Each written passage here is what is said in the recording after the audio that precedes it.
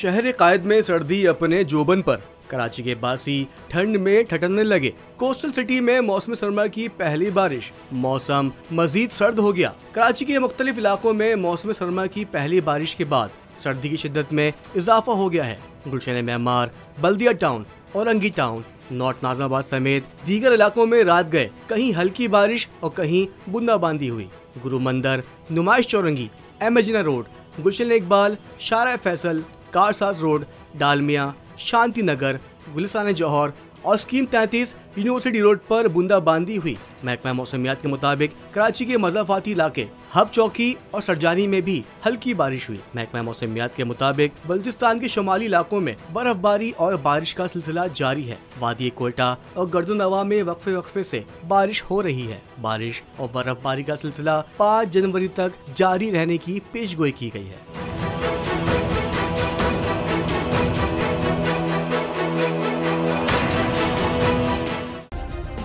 Subscribe करें और bell दबाएं ताकि कोई खबर रह न जाए।